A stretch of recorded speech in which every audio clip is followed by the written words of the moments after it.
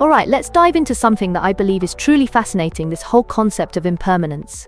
Often, we get so wrapped up in our routines, possessions, and emotions that we forget just how fleeting everything is.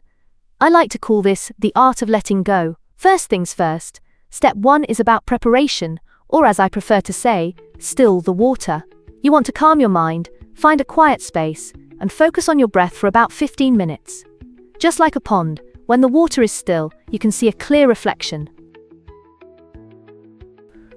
Right, so calming your mind, I guess that makes sense. But, what if someone's mind is like a circus, with clowns and acrobats? How does one even begin to calm that down? Chuckles. That's such a brilliant analogy. It really can feel like a circus in there. The key is to gently bring your attention back to your breath every time your mind starts to wander. Imagine training an excitable puppy to sit. You guide it back each time it gets distracted. Over time, it begins to learn the routine. Wow, I never thought about it like that. So it's kind of like the mental leash. But what about step 2? You mentioned contemplating the body as the house on loan. Exactly. It's about recognizing that your body is a temporary form. Just like a house you're renting, you're living in it and making memories, but ultimately it's not yours forever. For instance, I remember how agile my hands were when I was younger. Now, they've got a few more character lines, shall we say? Laughs, that's a lovely way to put it. Character lines. But it's kind of daunting to think of our bodies changing all the time. Does that mean we end up being, like a totally different person physically? That's the beauty of it. With each phase of life, you gain new experiences and wisdom. It's like a tree shedding its leaves in autumn. It looks bare at one point, but just wait until spring new growth is right around the corner. Speaking of phases, step 3 is about contemplating feelings, which I call the visiting guests. Visiting guests? Are we talking about those awkward cousins who show up unannounced? Laughs, precisely. You see, feelings are like guests, they come and go. You might have your happy guests arrive for a cozy visit, but there are also those not-so-fun guests who are rather clingy and refuse to leave. The key is to allow them to come and go without becoming too attached. Right, but what if I really like the positive guests and just want them to stay forever? That's a natural desire. The truth is, clinging only leads to suffering. Think of it like a beautiful sunset. As much as we'd love to hold on to it, it fades and makes way for a starry night. Oh, that's poetic. So, on to step 4. Clouds in the sky? Yes, this step is about observing your thoughts. Picture clouds drifting across the sky. They appear and then dissolve without any announcement. You don't need to chase after them. Instead, just sit back and watch them come and go. That sounds easy when you put it that way. But what if the clouds are storm clouds? What if they feel heavy and weighty? A valid point. Storm clouds will inevitably come. They always do.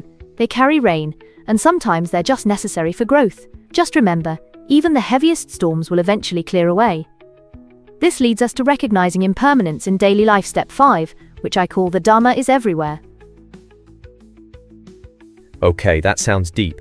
But what does Dhamma even mean? Great question. Dharma refers to the natural law or truth in Buddhism. It's about recognizing that impermanence is woven into every moment of our lives. Whether you are sipping your morning tea or witnessing a flower bloom, everything is in flux.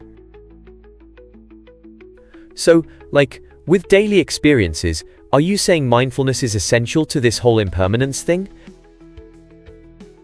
Absolutely. Mindfulness serves as your anchor. It helps you appreciate the taste of your tea or the beauty of a flower before they pass away. It's about being present in the now. Wow, I could use more mindfulness. But what's this about developing dispassion in step 6? That sounds a bit harsh, doesn't it? Smiling. It might seem harsh at first, but think of it like letting go of a balloon filled with helium. Each attachment we cling to is a weight that keeps us grounded. By relaxing your grip, you allow it to float away, giving yourself the freedom to rise. I see. But how do we know what we're truly attached to? Would that mean looking into our deepest secrets or fears? Spot on.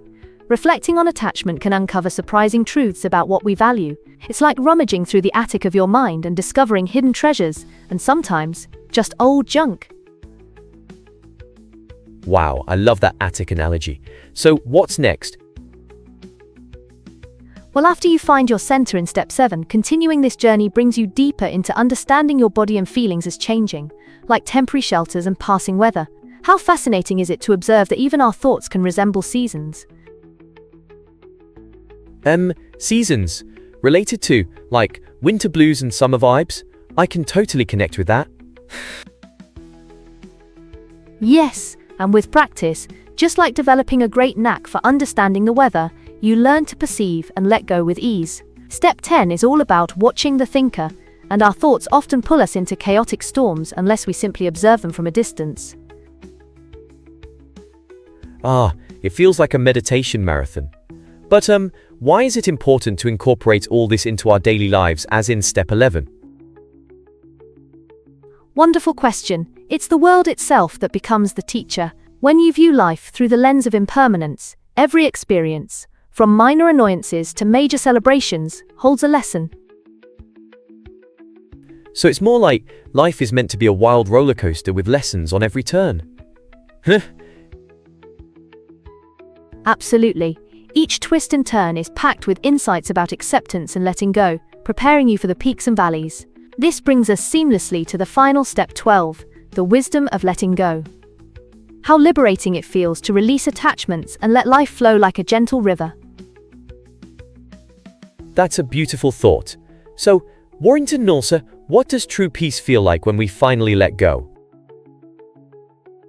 True peace, my friend, is akin to that still pond once again. Clear, reflective, and full of serenity, regardless of the external storms. It's about being comfortable with change and embracing the journey wherever it takes you. Wow, I feel inspired. So much to unpack and contemplate. It's like an adventure within ourselves.